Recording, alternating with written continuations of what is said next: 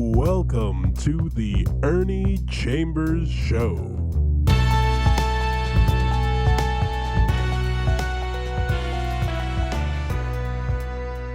Brothers, sisters, friends, enemies, and neutrals, a lot is going on in the world today, in the country today, in the state today, in the city, in the neighborhoods. Everywhere you look, there's something happening that is newsworthy or that is attention grabbing. One of the things that bothers me and always has is the amount of gun violence occurring in and around our community. I'm not going to take the whole program talking about that, but it's something that is on my mind and now everybody's mind because of these mass killings. There's a congressman who represents the area where I live, or I live in the area he represents. He is against any regulation of these military style weapons. He himself was a military man. He knows that those weapons were made. The inventor intended them for battlefield use, not hunting Bambi, not hunting Mighty Joe Young, none of that. It's clear that these were devices designed to kill human beings, kill many of them quickly and in a devastating manner. A pistol or a rifle bullet will spin and it'll go through and make a hole. The design of this weapon is to have the projectile tumble, and it causes a tremendous amount of destruction internally. Now, this guy named Bacon, who represents the 2nd Congressional District, he is elected by the people in that district, although he does not, in fact, truly represent everybody who lives here. He stated that you should not even raise the age limit for purchasing one of these military battlefield type weapons. He stated, and it is preposterous, ridiculous, simple-minded, and the kind of illogic that white men use and get away with. They don't have to think. They don't have to have talent. They don't have to have ability. All they need to do is be white. And that's what Bacon is. He said, since people who are 18 years old can be in the military and can vote, they should be able to have these military style weapons. That if you raise the age limit from 18 to 21, those who are 19 and 20 would have their constitutional rights taken away from them. Nobody, in my view, has a constitutional right to have that kind of a weapon. The contradiction in that argument is one that catches these white people in the trap of their own making with their big foot and their big mouth. They want to say, on the one hand, that the Constitution should be interpreted so that the words mean just what they meant at the time it was written. There was nothing contemplated even about a weapon of this kind, which means that it is not covered by the Second Amendment to the Constitution. That amendment allows there to be a militia. These people do not comprise a militia. A militia could be called, in a sense, a group of citizen soldiers, but those kind of arguments mean nothing. History means nothing to these white people because they don't know it. They don't have to know it. All they need to do is be white. Here's where anybody could catch this Bacon if they wanted to and were in an argument with him. You have to be 21 to own a pistol, 21 to buy and legally own a pistol, 18 to buy and own a battlefield type weapon.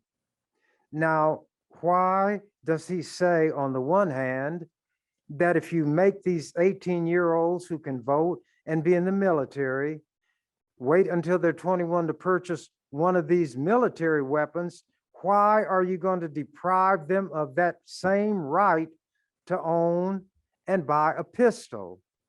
Does that make logic?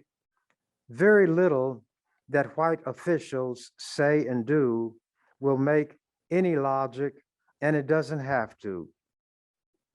Everybody is groaning about the high cost of gasoline, except the large corporations, the producers of petroleum and so forth, who also are gouging.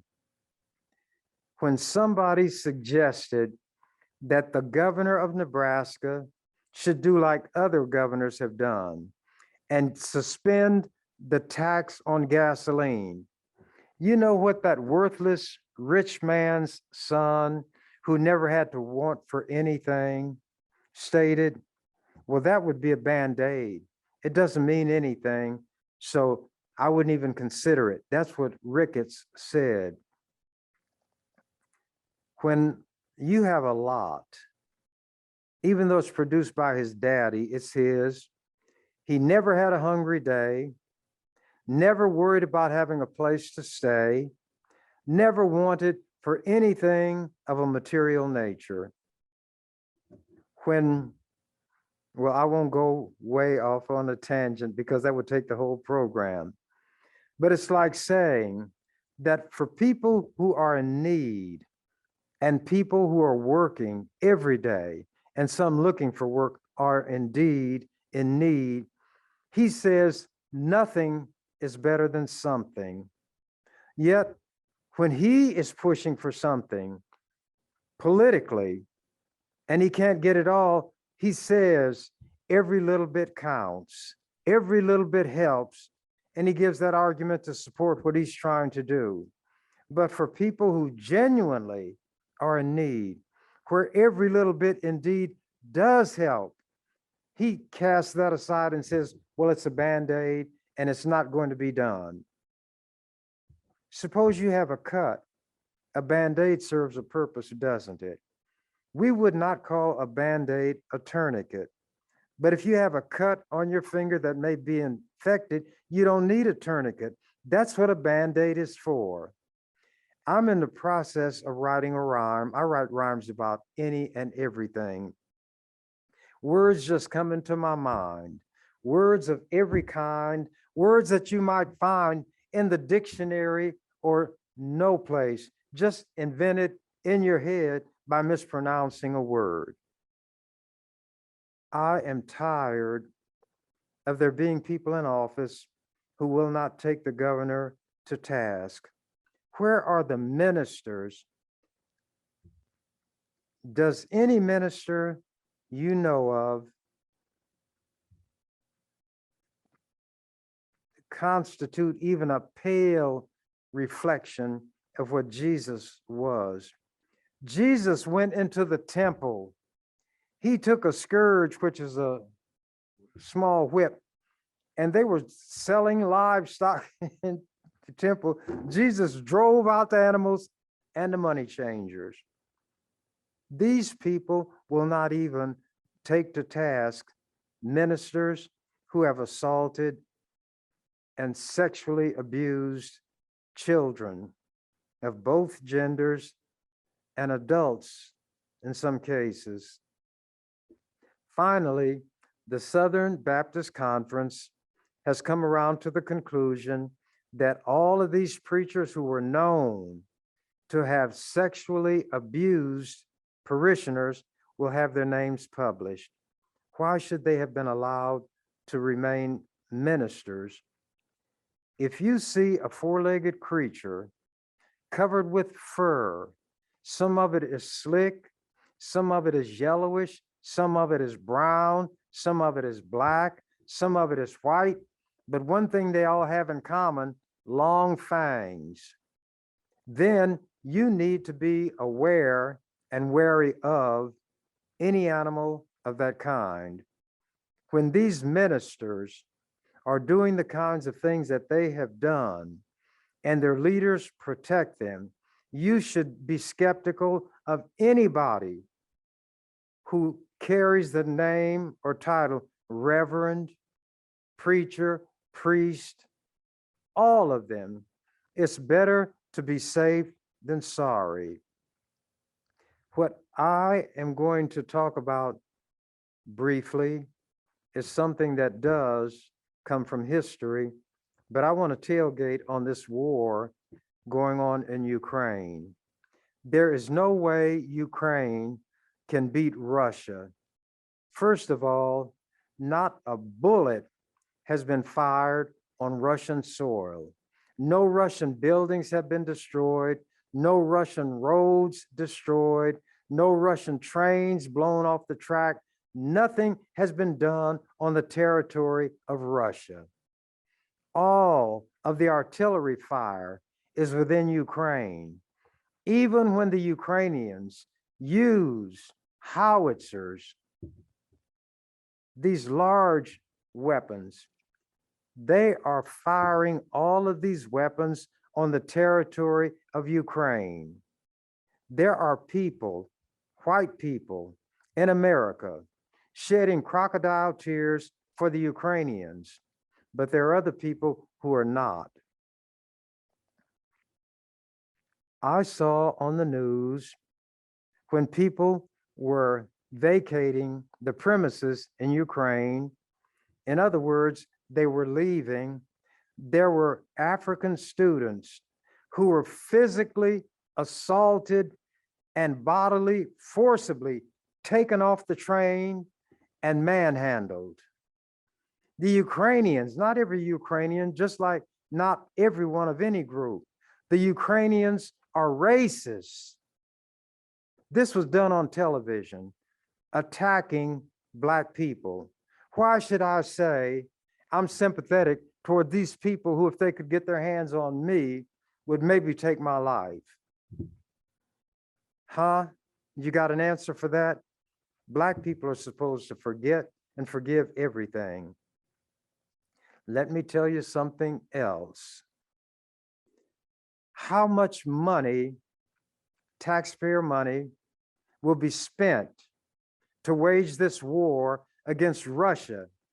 Are you aware of the fact that $4 billion have been sucked out of the American economy, where they're talking about inflation, high costs of goods?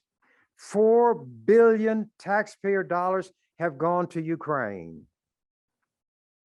4 billion.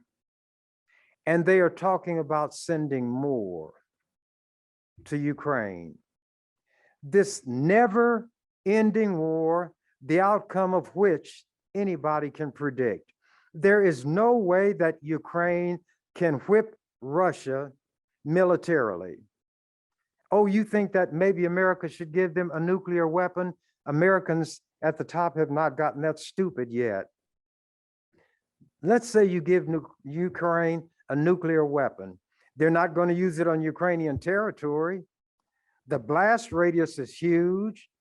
There would be the nuclear or radioactive fallout, and it would hurt their own country. Well, you mean they might use it against Russia, and Russia is well armed with nuclear weapons? And where would Ukraine get a nuclear weapon? America.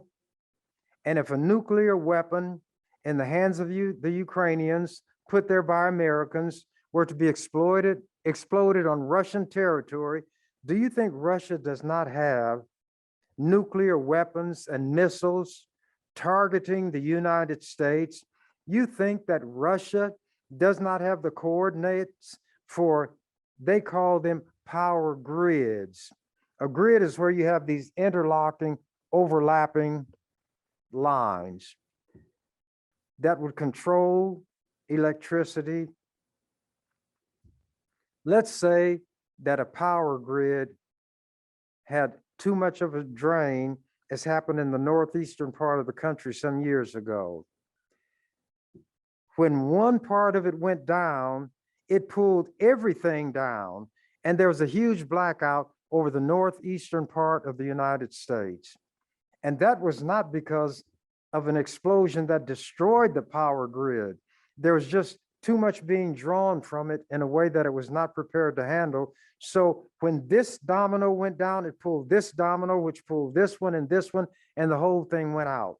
Well, now suppose Russia dropped a nuclear missile on the power grid. Lights out, everybody, lights out. What about a targeting of the financial district in New York, where all the little threads go all over the world, and the spider sits here in the middle of the web in New York? Well, you don't cut the webs, you kill the spider. Let's say you target the financial district in America. What becomes of all of the banking industry and the connections thereto all over the country? Let's say that you blow up the Pentagon, then what happens? Do you see that even these stupid Americans are not so stupid? They're going to put a nuclear weapon at the disposal of Ukraine, which could only cause the Russian bear to turn its attention to the United States. And once that first nuclear weapon is used militarily, allies clump together. North Korea has nuclear weapons, and they also have supersonic delivery systems that are capable of carrying these weapons. Supersonic means it goes faster than sound. You will not even hear it before it reaches its target and explodes. Can America withstand everybody? So let me go back. Forget about the nuclear. How much money is America willing to spend to fight a war against Russia by way of Ukraine? How many billions of dollars are going to be sucked out of this economy, which is facing a possible recession? Inflation is out of control. People are saying, people who know more about those things than I ever will know or care to know. Let's say that the war eventually is over and there is a Ukraine. It's going to be a devastated wasteland. Large buildings destroyed, water systems destroyed, bridges destroyed, railways destroyed. In other words, the infrastructure, as it's called, destroyed. How many billions of dollars are American taxpayers willing to spend to build up a war-torn country when they cannot afford or are unwilling to spend the money necessary to take care of the infrastructure within the United States of America? Those are the questions that need to be asked. Ukraine is through. Ukraine is going to fall. Russia is going to win. No two ways about it. And there is something else. Europe has a history. There was a time when a man named Adolf Hitler, who at one time thought about becoming a priest, and he admired the Catholic order known as Jesuits, their organization, their analytical way of facing problems and trying to solve them. But instead, he went a different direction. Adolf Hitler. There was a party known as the Nazis, the National Socialists. Hitler was in charge of it. There were people whose names you might know, Himmler, Goebbels, and on and on. They set up death camps. The Jews were considered the Untermenschen, or the subhumans, not even human beings fully. And they had camps, and they would put these Jews in cattle cars and take them to these camps. Some of them were work camps. They would create war material that the Nazis used. But some, like Auschwitz, were notorious for killing people. And a gas called Zyklon B was used. And some of that I'm going to touch on. I have a way of going far afield, but that's the way life is. It's not neat. It's not wrapped up with a nice little ribbon.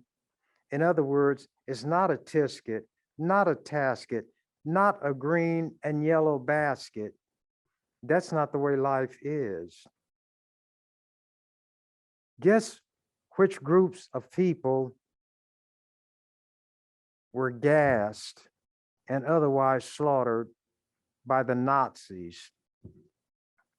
The people known as Roma, and they are given the degrading title by white people of gypsies.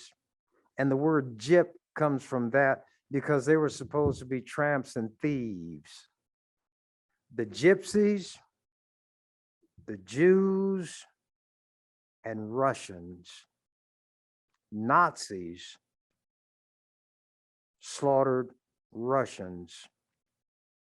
Also, Russia and the Ukraine have a history.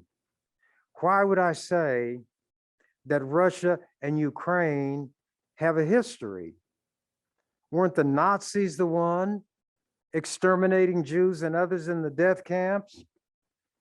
History, as Malcolm X said, is the study best able to reward our efforts. There was a story, and you could say that it began in 1942.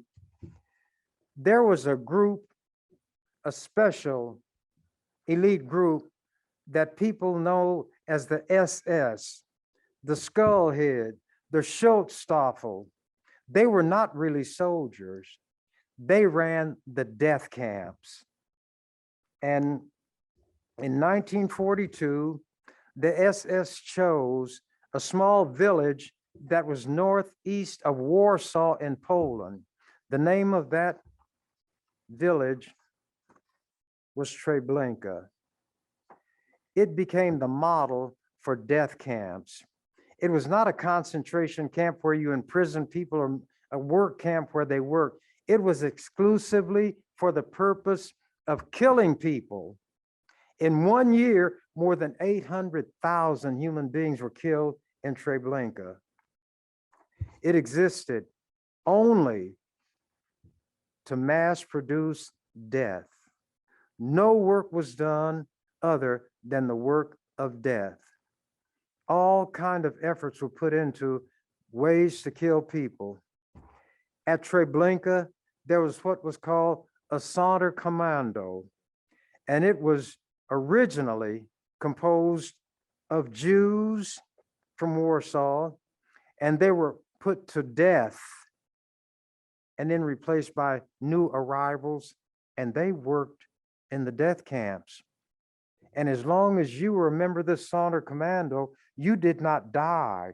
You helped deceive the Jews coming to that place into thinking that this is a place where you're going to have to be locked up, but that's it, no death. They didn't note the tall smokestacks, but there were Jews who worked with the Nazis. And why would a Jew work with the Nazis to kill and destroy his own people? There was an American flying a U-2 spy plane over Russian territory. His name was Francis Gary Powers. That plane crashed and it was shot down, and Americans, you know, full of that John Wayne nonsense of the hero, wondered why Gary Francis Powers did not bite into that cyanide capsule that all these pilots had. So rather than being taken captive, they could check out. Gary Francis Powers came from a so-called Christian country. Khrushchev was considered a godless heathen. So when time came to answer the question, why would not this man bite into that cyanide capsule and take his own life? The Christians were asking that question. Then the godless, infidel, communist explained it very simply. Living things want to go on living. There were Jews in these death camps called koppels. They had a type of uniform.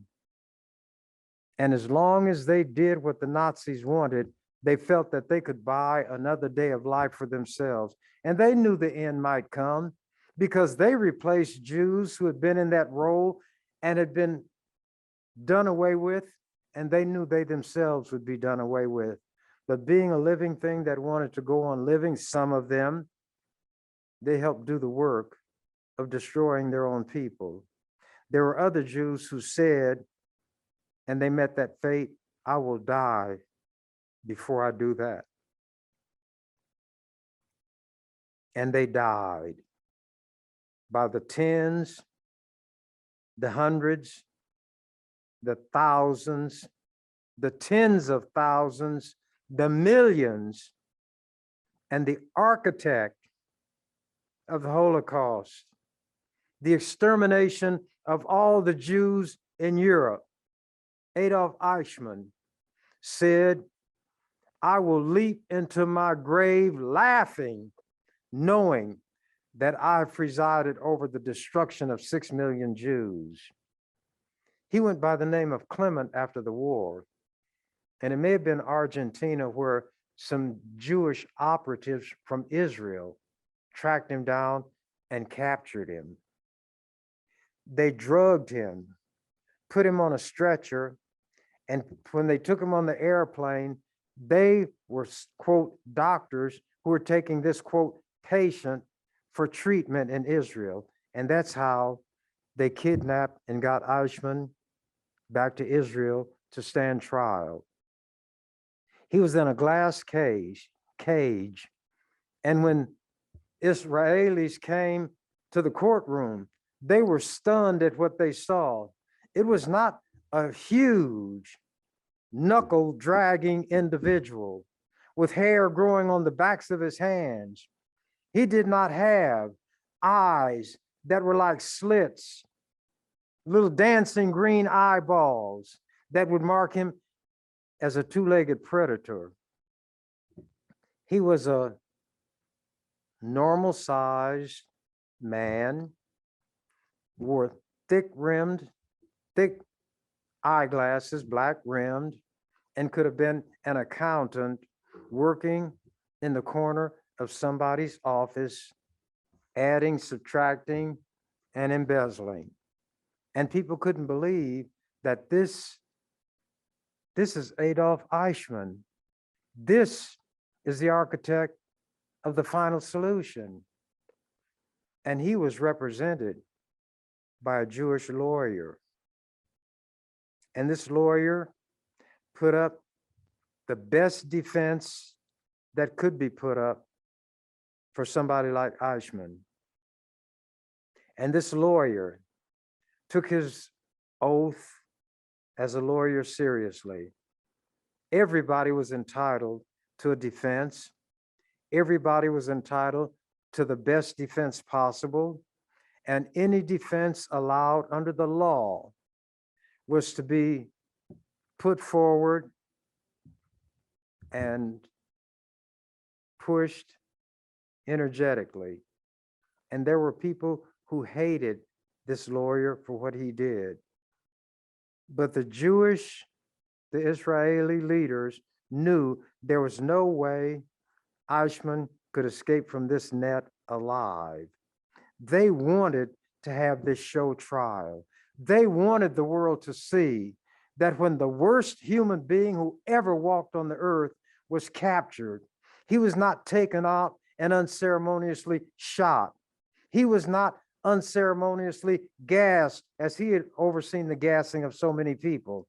He was allowed to wear a suit and observe and participate in his trial, although he was in a glass cage, and that was to protect him more than anything else. Obviously, he was going to be found guilty, which he was. He was sentenced to die, and he died by hanging.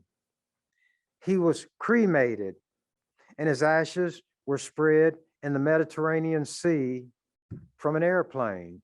History, as Malcolm X said, is the study best suited to reward our efforts.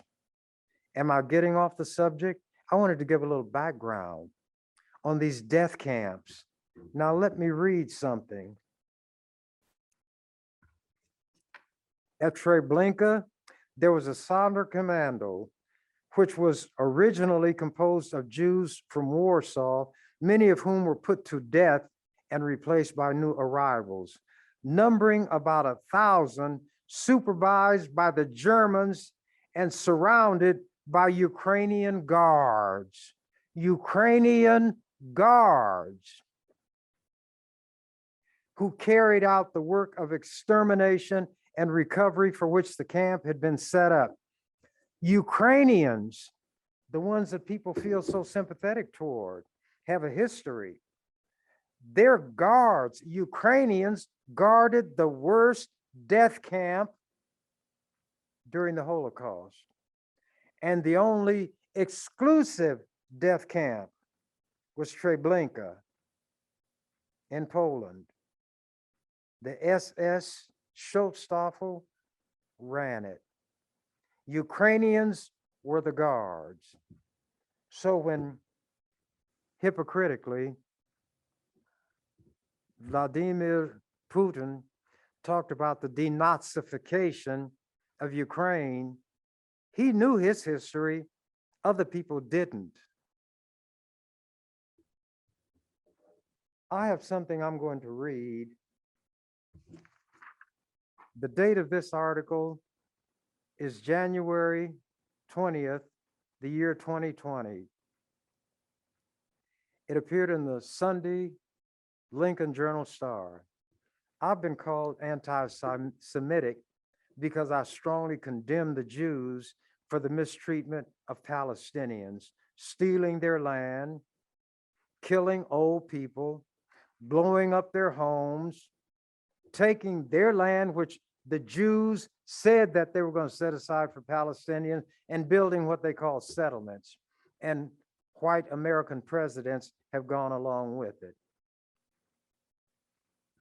Ernie Chambers plunged the legislature into a dramatic moment of silence and frozen attention last week when he spoke about bigotry, racism, prejudice, and the rise of white supremacy.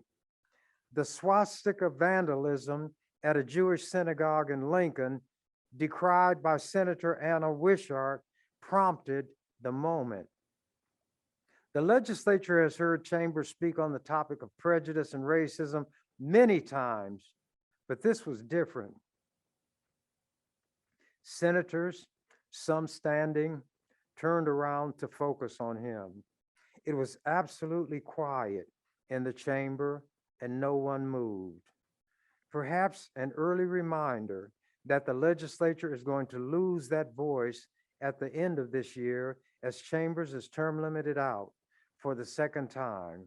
But it's a voice that still will need to be heard somewhere, somehow. Borrowing from West Side Story, there is a place for him. Now I have something else I'm going to read.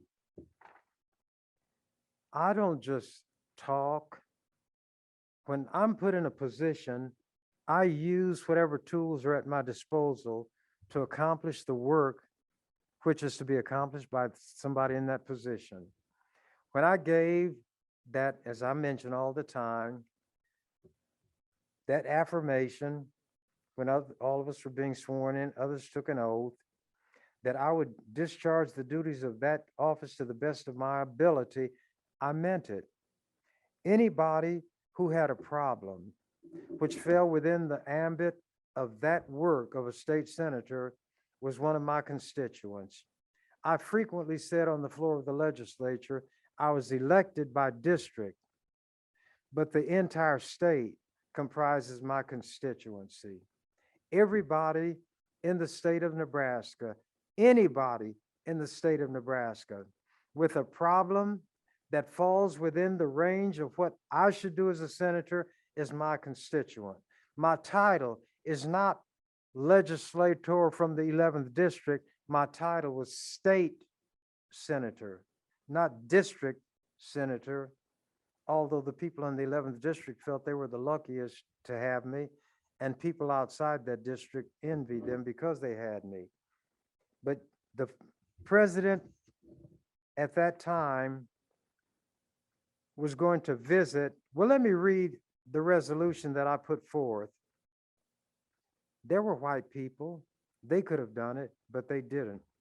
This resolution was known as Legislative Resolution 97. It was the 97th resolution introduced that day. They're numerically numbered as they're introduced. And the date this resolution was heard was April 19th, 1985. Introduced by Chambers, 11th Legislative District. Whereas the President of the United States is scheduled to attend an economic summit in West Germany in May, and whereas during his visit, the President plans to visit Bitburg Military Cemetery and place a wreath to pay respect to those buried there, and whereas the SS, the Schutzstaffel, the ones who operated the death camps, whereas the SS, rather than soldiers in the ordinary sense of the term, were an elite corps who operated Nazi concentration camps, including death camps, and whereas the Nazi regime's final solution to the Jewish problem consisted of driving out / exterminating all Jews in Europe, and whereas pursuant to the final solution plan, the SS presided over the murder of more than 6 million Jews, employing the most cruel and inhuman methods of starvation, forced labor, torture, experimentation, shooting, gassing, burning, and burying alive. And whereas the genocidal atrocity spanned many months and spawned unspeakable human suffering. And whereas hundreds of thousands of soldiers and civilians of various races, nationalities, and religions died fighting against the Nazi horror. And by the way, one of those death camps was liberated by Black soldiers who were labeled by the Jews Black angels. They had never seen Black men before. They thought they had to be angels because they were coming, apparently from wherever those angels come from, to save them from the Nazi horror. But anyway, whereas the United States played an active role in the prosecution of Nazi war criminals at the Nuremberg trials, and whereas the Holocaust should forever remain an active ingredient in the collective memory of humanity, and whereas the Nazi slaughter of Jews, Gypsies, and Eastern Europeans was facilitated by a business as usual attitude on the part of much of the world, and whereas the president's proposed visit and wreath placing at Bitburg Military Cemetery evinces a continuation of the business as usual attitude, and whereas the president's proposed visit and wreath placing at Bitburg is an affront to all people, and whereas the attempt by the president to justify his visit to Bitburg by equating those who slaughtered people to those who were slaughtered reveals an inexcusable insensitivity, moral confusion, lack of historical perspective, and an unwillingness to correct a gross error of judgment. And whereas the belated addition to his itinerary of a visit to a Nazi concentration camp neither justifies his visit to Bitburg nor erases the inappropriateness of such a visit, and whereas the ill-advised act of the president may be misperceived by the rest of the world as representing the will of the American people and may appear to be a pardoning of all unpunished war crimes. Now therefore be it resolved by the members of the 89th Legislature of Nebraska, first session, 1, that the legislature joins with other groups and individuals in imploring the president to show, quote, a decent respect to the opinion of mankind, unquote, and cancel his proposed visit to Bitburg Military Cemetery. 2, that the legislature calls on the members of the Nebraska congressional delegation to initiate or support efforts by the United States Senate and the United States House of Representatives to persuade the president to cancel his proposed visit to Bitburg Military Cemetery. Number 3, that a copy of this resolution be transmitted to the President of the United States, U.S. Secretary of State George Shultz, and each member of the Nebraska congressional delegation. And I'm going to read you some from the debate on that resolution. The chair recognizes Senator Chambers. Mr. Chairman, and by the way, my time is going to run out before I finish. So I'm going to spend about 15 minutes of this debate. Mr. Chairman and members of the legislature, this is a melancholy and gloomy topic. It relates to something that will be a spot on the history of humanity as long as human beings walk on this earth. Mr. Reagan is an individual whom people have tried to excuse for every manner of insensitivity and bad judgment. This latest instance is a matter which cannot be overlooked, which cannot be ignored, and which I think places a responsibility on all elected officials, as well as citizens and groups who are aware of the seriousness of this situation, to try to bring about a measure of rectification by persuading the president through any means available to cancel this visit to a cemetery where are buried some of the worst criminals of the Nazi regime. As pointed out in the resolution, the Waffen-SS were not typical soldiers. They were not combatants. They were the elite corps whose responsibility was to operate death camps and provide over the slaughter, literally, of men, women, babies at Auschwitz. They had Dr. Mengele, he was known as the angel of death, who misused the term doctor and his knowledge as one trained in medicine to conduct some of the most inhuman experiments imaginable. He was called the, quote, angel of death, and he is being pursued even today. They did catch him. They tracked him down. He worked under the auspices of the SS. They had what was called the Institute for Racial, Biological, and Anthropological Investigation, which was referred to as the best medical center of the Third Reich. But this was an institute dedicated to the proving of falsehoods, and human experimentation was conducted to try to buttress these falsehoods. You may find this unbelievable. When the temperature was below freezing, they would sink Jews into a barrel of cold water and let that juice stay there until the water froze into ice. There would be pregnant women, Jewish women, about to give birth, and the Nazis would stretch her out on a bed, tie her ankles together, then induce labor, and the fetus could not be expelled. And they would observe the torture, listen to the screams, and what was used against the Nazis. They were considered technicians. And the best technicians of all were the Ukrainians. The Ukrainians were a part of this.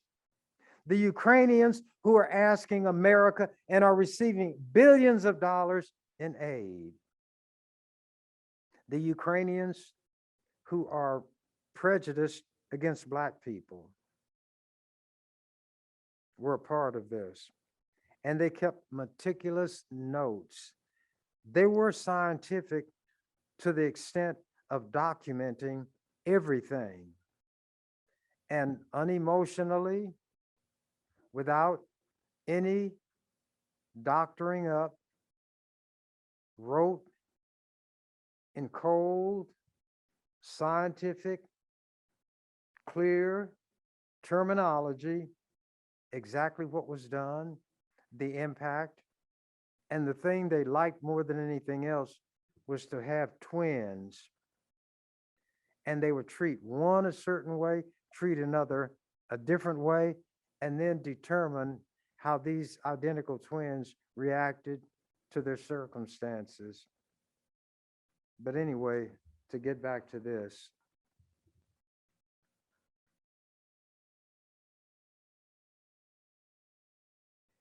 here is what Mr. Reagan said in trying to justify his visit to this cemetery. And this is his remark relative to the members of the Waffen SS. Quote, those young men are victims of Nazism also.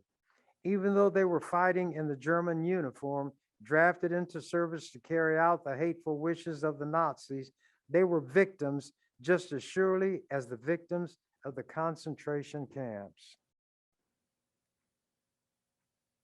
Do you believe that?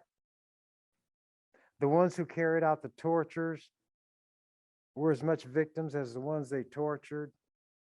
These men were proud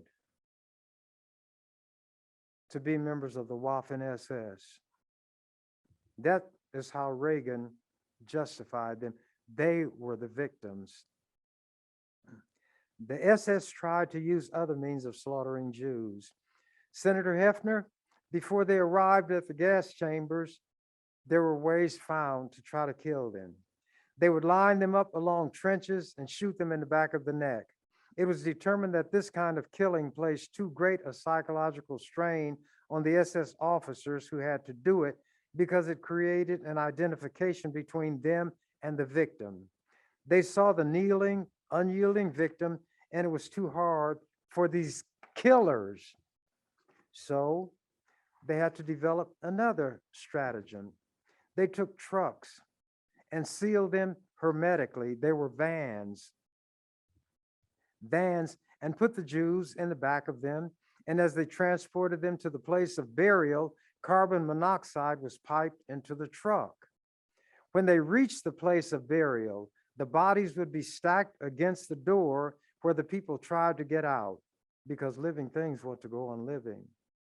When you die in this fashion, you lose control of your bodily functions. The sight and the odors were such that, again, it was felt to be too horrible for the SS to bear. So they used their ingenuity to put together a type of gas and the gas chambers, which would separate the executioners from those they were about to kill. They even, and I wasn't reading this, I was speaking from what I knew. I had studied these things. That's why they said that I was the best speaker on the floor of the legislature, that I was the smartest one on the floor of the legislature, because I didn't use notes. I didn't have what I said prepared for me by a staff member. I had it stored here. I read the dictionary. I learned words, because the best way to transmit to somebody what is in your mind is to have words that you clothe those thoughts and ideas with, words suitable for the level of understanding of those you're trying to communicate with. And communication is the transmission of knowledge or information from one person to the mind of another. I spend a lot of times even now reading. I'll tell you something I found which nobody else, to my knowledge, has ever found. I was reading the dictionary and I saw where a word, they alphabetized the words. It was out of place.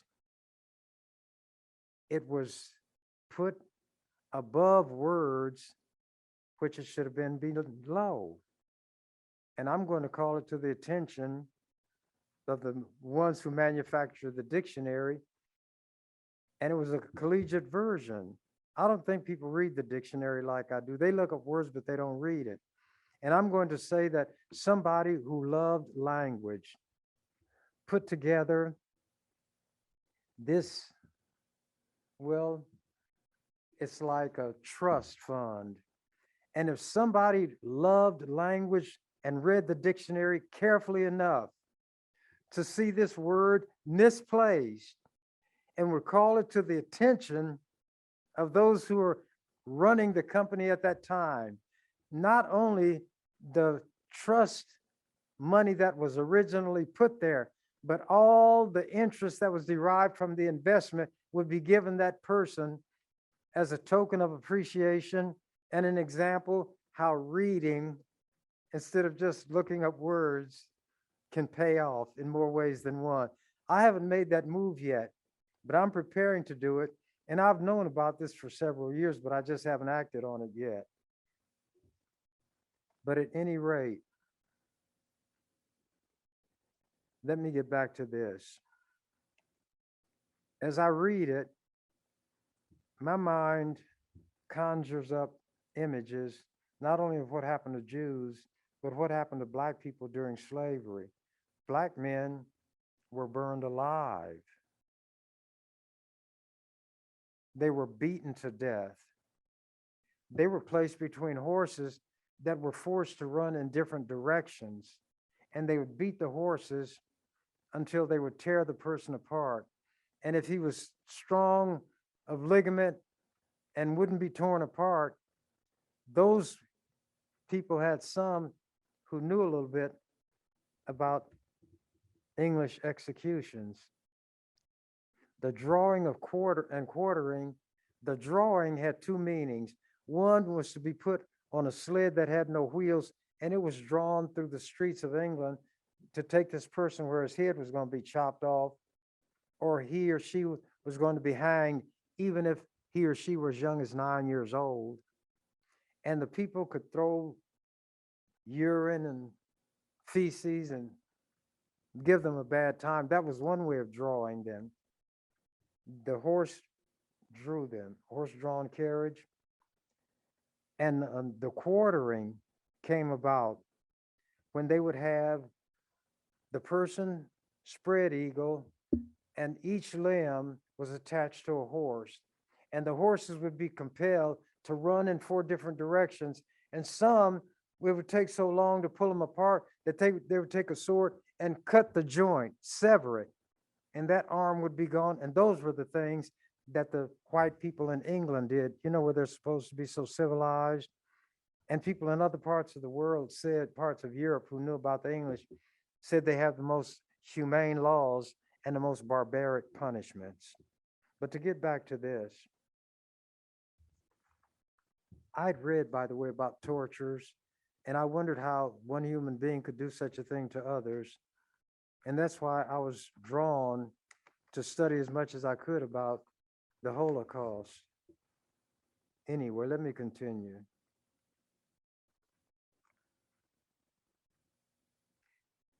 So the SS used their ingenuity to build the gas chambers and so forth. They even made the Jews participate in the execution of other Jews. And these are the people that Mr. Reagan said are as much victims as those that they were killing. In justifying his trip, he said, and these statements were made at press conferences, quote, "And I felt since the German people and very few alive that remember even the war, and certainly none of them who are adults and participating in any way, they have a feeling and a guilt feeling that's been imposed upon them, and I just think it's unnecessary," unquote, from Ronald Reagan. 12 million Germans of the Nazi era are alive in Germany today. Mr. Reagan is notorious for misstating history and outright lying to back a position which never should have been taken in the first place. What about Trump? He's even worse. To pretend in a situation as serious as this, that the man should be unchallenged and allowed to do this act, which can be taken by the rest of the world as representing that of the American people, how the American people feel, would be a terrible mistake on the part of this legislature. We cannot allow it to go by. These SS individuals were thugs and criminals of the worst order.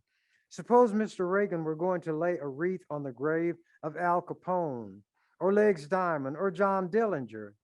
They were not criminals of the magnitude of the SS. To give you an idea of their philosophy, I want to read you what SS Reichsfuhrer Heinrich Himmler said when he was addressing some of his SS comrades on October 4th, 1943. This is Himmler's statement, and it was famous. I also want to speak very frankly about a very important subject. Among ourselves, we will discuss it openly. In public, however, we must never mention it. I mean the evacuation of the Jews, the extermination of the Jewish people. And by the way, some of the Nazis who did not commit suicide had their own words come back to lead to their convictions and ultimate execution by hanging. Anyway, this is something that is easy to talk about. Quote, the Jewish people will be exterminated, says every member of the party. This is clear. This is our program, the elimination, the extermination of the Jews. We will do this. And when they come to you, 80 million good Germans, and each one has his, quote, decent Jew, unquote, naturally, all the rest are pigs. But this particular Jew is first rate. Not one of those who talk this way has seen the bodies. Not one has been on the spot. Most of you know what it is to see a pile of 100 or 500 or 1,000 bodies. This is Himmler talking about what happened. And I'm telling the legislators to have stuck it out and at the same time, barring exceptions caused by human weakness, to have remained decent. This is what has made us tough. This is a glorious page in our history which never has and never will be written. SS Reichsfuhrer Heinrich Himmler. But it was written, and the words came back and bit them. But that's what made them tough.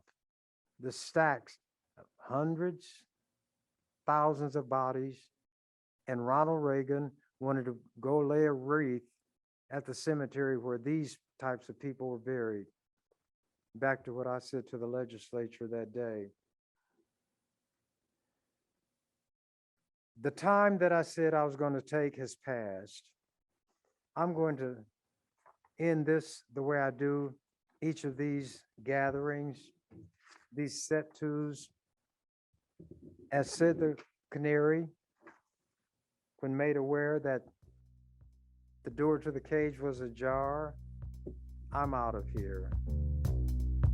Thank you for watching the Ernie Chambers Show. If you'd like to make suggestions, email us at ewcfacts@gmail.com. That's ewcfacts@gmail.com. This has been an EWC Communication production.